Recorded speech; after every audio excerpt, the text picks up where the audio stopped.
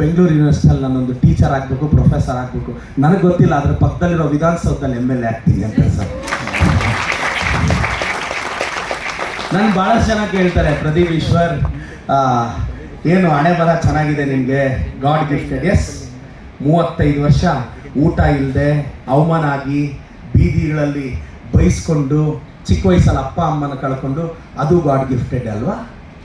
ಒಂಟಿತನ, ಏಕಾಂತ, ಅಮಾಯಕತೆ, ಅದು ಗಾಡ್ ಗಿಫ್ಟೆಡ್. ಅದಾದಮೇಲೆ ಕಷ್ಟಪಟ್ವಿ, fearless journey, FEAR, forget everything and run, or FEAR, face everything and rise ಅಂತ. ನಾವು ಅದರಲ್ಲಿ ಎರಡನೇದು ನಂಬ್ಕೊಂಡಿದ್ದು. ಭಾಳಷ್ಟು ಜನ ಸಕ್ಸಸ್ ಆಗಕ್ಕೆ ಹೋದಾಗ ಏನು ಗೊತ್ತಾ ಭಯ ಬೀಳ್ತಾರೆ. ನಾನು ಬೆಂಗಳೂರಿಗೆ, believe me, I am the only owner of my company, Parishram private limited.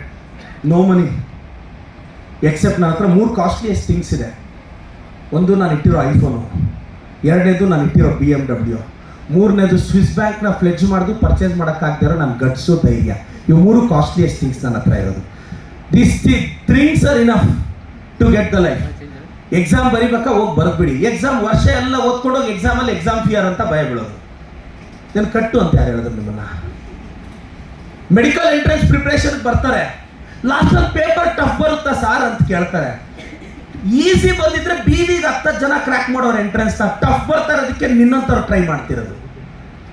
Doctor ಆಗಬೇಕು ಅಂದ್ರೆ ನಾನು ಹೇಳ್ತಾ ಇರ್ತೀನಿ, ಜಸ್ಟ್ ಡಾಕ್ಟರ್ ಆಗಲು ಕೋರ್ಸ್ಗಳುಂಟಯ್ಯ, ಟೀಚರ್ಗಳಾಗಲು ಕೋರ್ಸ್ಗಳುಂಟಯ್ಯ, ಇಂಜಿನಿಯರ್ಗಳಾಗಲು ಕೋರ್ಸ್ಗಳುಂಟಯ್ಯ, ಬುದ್ಧ ಬಸವ ಗಾಂಧಿ ಆಗಲು ಯಾವ ಕೋರ್ಸ್ಗಳುಂಟಯ್ಯ, ನಿಮ್ಮೊಳಗಿರೋ ಫೋರ್ಸ್ ಬೇಕಯ್ಯ ಅಂತ. ಆ ಫೋರ್ಸ್ ಇದ್ರೇ ಏನಾದರೂ ಮಾಡೋಕ್ಕೆ ಸಾಧ್ಯ. And coming back to this medical entrance NEET exam ಅಂತಿದೆ, NT ಅವ್ರು ಕಂಡಕ್ಟ್ ಮಾಡ್ತಿದ್ದಾರೆ. ತುಂಬ ಟಫೆಸ್ಟ್ ಎಕ್ಸಾಮಿನೇಷನ್. ಯಾಕೆ ನಮ್ಮ ಕರ್ನಾಟಕದವ್ರ ಕೈಯಲ್ಲಿ ಕಷ್ಟ ಆಗ್ತಿದೆ? ಈ ಕಡೆ ಆಂಧ್ರ ಪ್ರದೇಶ ಅವ್ರು ಈಸಿಯಾಗಿ ಕ್ರ್ಯಾಕ್ ಮಾಡ್ತಾರೆ, ರಾಜಸ್ಥಾನ ಅವ್ರು ಈಸಿಯಾಗಿ ಕ್ರ್ಯಾಕ್ ಮಾಡ್ತಾರೆ. Why we are struggling? ನಮ್ಮ 11th ಸ್ಟ್ಯಾಂಡರ್ಡ್ ಯಾವ ಮಗುನೂ ಸರಿಯಾಗೋದಲ್ಲ. ಪೇರೆಂಟ್ಸು ಅಷ್ಟೇ, 11th ಸೇರಿಸುವಾಗ ಫೀಲ್ಡ್ ಇರಬೇಕು, ಸ್ಪೋರ್ಟ್ಸ್ ಇರಬೇಕು, ರಿಲ್ಯಾಕ್ಸೇಷನ್ಗೆ ಮೆಡಿಟೇಷನ್ನು, ಯೋಗ. 18 ವರ್ಷದಿಂದ ಎಲ್ಲ ಆಗಿದೆ. ಏನು ಕಡ್ದು ಕಟ್ಟೆ ಹಾಕಿದ್ದಾರೆ? ಆ ಶೋಕೇಶಲ್ಲಿ 1-2 ಪ್ರೈಸ್ ಬಿಟ್ಟು. ಐ ಆಮ್ ಸೀಯಿಂಗ್ PCMBಗೆ ಸೇರಿಸಿದಾಗ ಡಿವಿಯೇಷನ್ಸ್ ಇರಲೇಬಾರ್ದು. ನೀವು ಅವೆಲ್ಲ ಇಲ್ಲ, ನಿಮ್ಮ ಮಗುನ ಸ್ಪೋರ್ಟ್ಸ್ ಆಡಿಸ್ಬೇಕು, ಮೆಡಿಟೇಷನ್ ಮಾಡಿಸ್ಬೇಕು ಅಂದರೆ ಡಾಕ್ಟ್ರು, ಇಂಜಿನಿಯರು, IIT ಅದು ಯಾವುದೂ ಆಗಲ್ಲ, BSc ಕಳಿಸಿ ಅಷ್ಟೇ. I am clearly telling. Parents ಬರ್ತಾರೆ, no, it's very difficult to handle the syllabus. 1 ವರ್ಷ ಕುತ್ಕೊಂಡು ಓದಿದ್ರು ಇನ್ಕಂಪ್ಲೀಟ್ ಆಗುತ್ತೆ. ಅಂಥದ್ರಲ್ಲಿ ಅವ್ರು ಸ್ಪೋರ್ಟ್ಸ್ ಯಾವಾಗ ಆಡಿಸ್ತೀರಾ ನೀವು? ಏನಾದರೂ ಮಾತಾಡಿದ್ರೆ ರಿಲ್ಯಾಕ್ಸೇಷನ್ಗೆ ಮೆಡಿಟೇಷನ್ ಬೇಡವಾ? ನಾನು ಮೆಡಿಕಲ್ ಆಸ್ಪಿರೆಂಟ್ಸ್ಗೆ ಸರ್, ನಮ್ಮಲ್ಲಿ ಏಮ್ಸ್ಗೆಲ್ಲ ಹೋಗಿದ್ದಾರೆ, ಮೆಡಿಟೇಷನ್ ಟೀಚರ್ನ ಕರ್ಕೊಂಡ್ಬಂದು ಅವ್ರು ಮೆಡಿಟೇಷನ್ ಮಾಡ್ತಿದ್ರು, ಇವ್ರು ಬುಕ್ ತೆಗೆದು ಹೋಗ್ತಾರೆ. ಮಾಡಲ್ಲ ಮೆಡಿಟೇಷನ್. ಆ ಟೀಚರೇ ಬೇಜಾರಾಗಿ ಹೊರಟೋದ್ರು. ನಾನು ಹೇಳಿದೆ, ನಿಮಗೆ ಬೇಕಾಗಿರೋದು ಮೆಡಿಟೇಷನ್ ಈಗ ಅಂತ. ನಮ್ಮ ಹುಡುಗರು ಮೆಡಿಟೇಷನ್ ಮಾಡಲ್ಲ, serious place they don't want to waste time. ಕೆಲವರು ಪೇರೆಂಟ್ಸ್ ಬರ್ತಾರೆ, ಸರ್ ನಮ್ಮ ಮಗ ಏಮ್ಸ್ಗೆ ಹೋಗ್ಬೇಕು, ಮೆಡಿಕಲ್ಗೆ ಹೋಗ್ಬೇಕು, ಫೀಲ್ಡೇ ಇಲ್ಲ. ಸರಿ, ಫೀಲ್ಡಲ್ಲಿ ಬಿಟ್ಟು ಆಟ ಆಡಿಸಿ ಅಷ್ಟೇ. ನೋ, ಆಗಲ್ಲ. IITಗೂ ಹೇಳಿ, ಎಷ್ಟು ಜನ ನಮ್ಮ ಹುಡುಗರು IIT ಕ್ರ್ಯಾಕ್ ಮಾಡ್ತಿದ್ದಾರೆ? ಯಾಕೆ ಪೇರೆಂಟ್ಸ್ ಮಿತ್ತಿಂದ ಆಚೆ ಬರೋಕ್ಕಾಗ್ತಿಲ್ಲ? 1 ವರ್ಷ 2 ವರ್ಷ ತ್ಯಾಗ ಮಾಡಲೇಬೇಕು ಸರ್. ನಮ್ಮ ಕೈಲಿ ನೀವು ನಂಬ್ತಿರಲ್ಲ ಸರ್, ನಮ್ಮ ಕ್ಯಾಂಪಸಲ್ಲಿ ಬೆಳಗ್ಗೆ 6ರಿಂದ ರಾತ್ರಿ 12ವರೆಗೂ ಓದಿಸ್ತೀವಿ ಸರ್. ನಮ್ಮ ಕೈಲಿ ಎಷ್ಟು ಕಷ್ಟ ಆಗ್ತಿದೆ ಗೊತ್ತಾ ಸರ್ ಸಿಲೆಬಸ್ ಕವರ್ ಮಾಡೋಕ್ಕೆ? ಸ್ಪೋರ್ಟ್ಸ್ ಇಲ್ಲ, ಯಾವ ಎಂಟರ್ಟೈನ್ಮೆಂಟ್ ಇಲ್ಲ, ಮೊಬೈಲ್ ಇಲ್ಲ, 1 ವರ್ಷ ಮೊಬೈಲ್ ಬ್ಯಾನ್. ಇಷ್ಟು ಮಾಡಿದ್ರು ನಮ್ಮ ಕೈಲಿ ಸಿಲೆಬಸ್ಸು, ಟೆಸ್ಟ್ಗಳು ಬರ್ಸಕ್ಕೆ ನಾವು ಸ್ಟ್ರಗಲ್ ಮಾಡ್ತಿದ್ದೀವಿ. ಯಾಕೆಂದರೆ last year we got more than 700 medical seats. This year V crack top 10 ಅಲ್ಲಿ ವಿ ಡ್ರೀಮ್ಡ್ ಇಟ್. ನಮ್ದು ಬೆಸ್ಟ್ ರ್ಯಾಂಕ್ ಇದ್ವರೆಗೂ ಆಲ್ ಇಂಡಿಯಾದಲ್ಲಿ 10th. ಆ್ಯಂಡ್ ಸಾತ್ವಿಕ್ ಅಂತ ಹುಡುಗ ಈಸ್ ಇನ್ ಏಮ್ಸ್ ಡೆಲ್ಲಿ. ನಾವು ಏಮ್ಸ್ ಡೆಲ್ಲಿಯಲ್ಲಿ ಓದ್ತಾ ಇದ್ದಾನೆ ಸಾತ್ವಿಕ್ ಅಂತ. ಹೆಂಗೆ ಟ್ರೈನ್ ಮಾಡಿದ್ದು ಸರ್? ಅವ್ನು ಲಾಸ್ಟ್ 4 days ಎಕ್ಸಾಮ್ ಇದ್ದಾಗ ಜ್ವರ ಬಂದ್ಬಿಡ್ತು ಅವನಿಗೆ.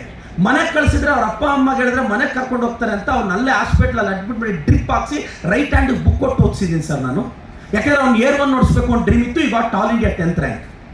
ನಾವು ಈಸ್ ಇನ್ ಏಮ್ಸ್ ಡೆಲ್ಲಿ, ನಮ್ಮ ಬೆಂಗಳೂರು ಹುಡುಗ. ಇಷ್ಟು ಸ್ಟ್ರಗಲ್ ಮಾಡಬೇಕು. ಮನೆಗಳಲ್ಲಿ ಪೇರೆಂಟ್ಸ್ ಏನು ಮಾಡ್ಬಿಡ್ತಾರೆ, MBBS ಓದಿಸ್ಬೇಕು, ಜ್ವರ ಬಂದರೆ ವಾರ ಕರ್ಕೊಂಡು ಹೋಗ್ತಾರೆ, ಮದುವೆಗೆ ವಾರ ಕರ್ಕೊಂಡು ಹೊರಟೋಗ್ತಾರೆ, ಗ್ರೂಪ್ ರಶ್ಗೆ ವಾರ ಕರ್ಕೊಂಡು ಹೋಗ್ತಾರೆ. ಇವೆಲ್ಲ ಲೈಫಲ್ಲಿ ಹೆಂಗೆ ಉದ್ಧಾರ ಆಗ್ತೀವಿ? ನಾನು ಜನರಲ್ಲಾಗಿ ನಾನು ಯಾವ ಮದುವೆಗೂ ಹೋಗಲ್ಲ. 2 ವರ್ಷದಿಂದ 1 ಮದುವೆಗೆ ಹೋಗಿದ್ದೆ, ಅದು ನನ್ನ ಮದುವೆ ಹೋಗ್ಬೇಕು ಅಂತ ಹೇಳಿದ್ರು.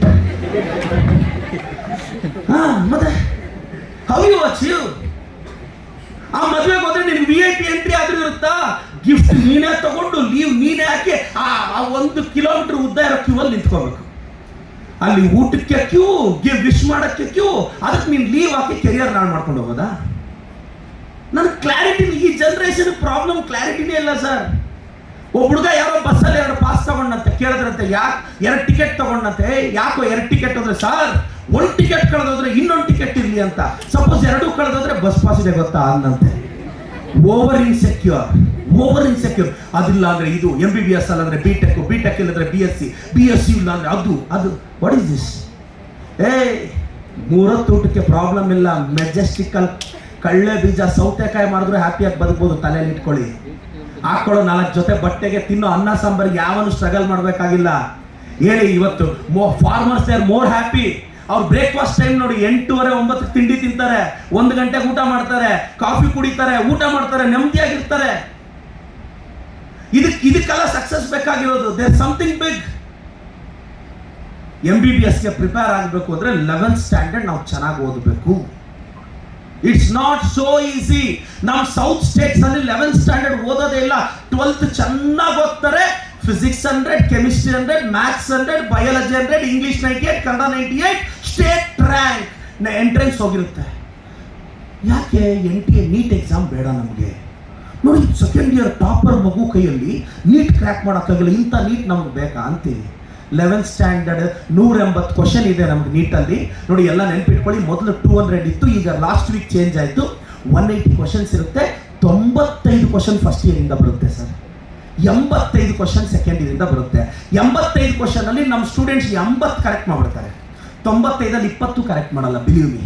ಆಗ 450 ಬರುತ್ತೆ. ಕಟ್ ಆಫ್ 600 ಹೋಗುತ್ತೆ, ಸೋತೋಗ್ತಾರೆ. ಅಂಡ್ ಯು ಥಿಂಕ್ ವೆದರ್, ತುಂಬಾ ಜನ ಹೇಳ್ತಾರೆ ಸರ್ ಕೋಚಿಂಗ್ ಬೇಕಾ? ನಾನು ಕೋಚಿಂಗ್ ಸೆಂಟರ್ ಹೆಡ್ ಆಗಿ ಹೇಳ್ತೀನಿ, if you are really serious and discipline, coaching is not needed.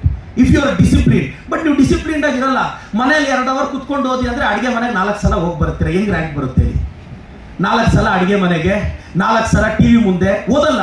ಆದರೆ ನಾವು ಕೋಚಿಂಗ್ ಸೆಂಟರ್ಸ್ ಅಲ್ಲಿ ವೆದರ್ ವಾಟ್ ಮೇ ಬಿ, ತುಂಬಾ ಇವತ್ತು ಎಕ್ಸೆಲ್ ಅಕಾಡೆಮಿಕ್ಸ್ ಇದೆ, they are doing very well. Vision Academy ಇದೆ, they are doing well. And XLPU college, they are doing well because we are all together making Karnataka proud sir. We are all together one or another in their own way. Excel ಅವರು ತಮ್ಮದೇ ದಾಟಿಯಲ್ಲಿ, vision ಅವರು ಮತ್ತೆ XLPU college ಅವರು, ಪರಿಶ್ರಮ academy, ನಮ್ಮ way we are serving the state. ನಾನು ನಿಮ್ಗೆ ಹೇಳೋದಿಷ್ಟೇ, ಪ್ಲೀಸ್ ಎಂಟ್ರೆನ್ಸ್ಗೆ, ಮೆಡಿಕಲ್ ಎಂಟ್ರೆನ್ಸ್ಗೆ ಯಾರು ಕಟ್ತಿರೋ, ಕ್ರ್ಯಾಕ್ ಮಾಡಬೇಕು ಅಂತಿದ್ದೀರೋ, 11th 12th ಚೆನ್ನಾಗಿ ಓದಿ. ನನ್ನ ಪೇರೆಂಟ್ಸ್ಗೂ ಹೇಳೋದಿಷ್ಟೇ, ನೀವು ಸೈನ್ಸ್ಗೆ ಏನಾದರೂ ಹಾಕಂಗಿದ್ರೆ ಸ್ಪೋರ್ಟ್ಸ್ಗೆ ಕಳಿಸ್ಬೇಡಿ. ಹೇಳಿ, ಏನಾದರೂ ಒಲಿಂಪಿಕ್ಸ್ಗೆ ನಿಮ್ಮ ಮಗು ನ್ಯಾಷನಲ್ಸ್ ಆಡೇ ಆಗುತ್ತೆ ಅನ್ನೋ ನಂಬಿಕೆ ಇದ್ರೆ ವಿ ಅಗ್ರಿ. ಅವ್ನು ತಾಲೂಕ್ ಲೆವೆಲಲ್ಲಿ 20 ಸಲ ಸೋತೋಗಿರ್ತಾನೆ. ಅವ್ನು ತಗೊಂಡ್ಬಂದು ನೀವು PUCಯಲ್ಲಿ 2 ಅವರ್ ಸ್ಪೋರ್ಟ್ಸ್ ಆಡ್ತೀನಿ ಅಂದರೆ, ನಮ್ಮ ಹೈಸ್ಕೂಲ್ ದಿನಗಳೆಲ್ಲ ರವಿ ಸರ್ ಹೀಗೆ ಹೊರಟೋಯ್ತು. ರವಿ ಸರ್ ದಿನಕ್ಕೆ 2 ಪೀರಿಯಡ್ ಸ್ಪೋರ್ಟ್ಸು. ಇವಾಗ ಬ್ಯಾಟ್ ಇದ್ರೆ ಡಕ್ಔಟ್ ಆಗ್ತಿದೆ. ನಾನು ಕ್ರಿಕೆಟ್ ಫೀಲ್ಡಲ್ಲಿ ಫೇಲು, ಲೈಫ್ ಅನ್ನೋ ಫೀಲ್ಡಲ್ಲಿ ಸಕ್ಸಸ್. ಬಿಕಾಸ್ ವಾಟ್ ಹ್ಯಾಪನ್ಸ್, ಯಾಕೆ ಇದು ಹೇಳ್ತಾ ಇದ್ದೀನಿ ಅಂದರೆ, ತುಂಬ ಜನ ಈ Bangaloreans specially what happens, they are under different myth.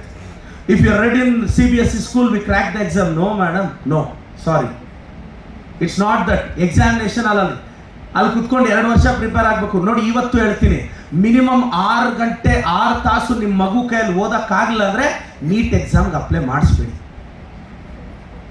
6 hours ಒಂದು ಕಡೆ ಕೂತು ಆ ಮಗು ಕೈಯಲ್ಲಿ 4 ರಿಂದ 6 ಅವರ್ ಓದುತ್ತೆ ಅಂತ ನಂಬಿಕೆ ನಿಮಗೆ ಬಂದರೆ ಮೆಡಿಕಲ್ ಎಂಟ್ರೆನ್ಸ್ ಟ್ರೈ ಮಾಡಿಸಿ. ಇಲ್ಲ ಅಂದರೆ ದಯವಿಟ್ಟು 1 or 2 ಇಯರ್ಸ್ ಸುಮ್ಮನೆ ಅಟೆಂಪ್ಟ್ಸ್ ವೇಸ್ಟ್ ಮಾಡಿಸಿ ಮತ್ತೆ 21-22 ವರ್ಷಕ್ಕೆ ಕರ್ಕೊಂಡೋಗೋರ್ನ ಮತ್ತೆ BEಗೆ ಹಾಕ್ಬೇಡಿ. ಸರ್ 6 ಅವರ್ ಓದಿದ್ರು ಗ್ಯಾರಂಟಿ ಕೊಡೋಕ್ಕಾಗ್ತಿಲ್ಲ ಸೀಟ್. ನಾನು ನೋಡಿದ್ದೀನಿ ನಮ್ಮ ಅಕಾಡೆಮಿಗಳಲ್ಲಿ 10 ಅವರ್ 12 ಅವರ್ ಓದಿದ್ರು 1 ಮಾರ್ಕಲ್ಲಿ ಸೀಟ್ ಮಿಸ್ ಆಗಿರೋ ಇದ್ದಾರೆ. It has become so tough.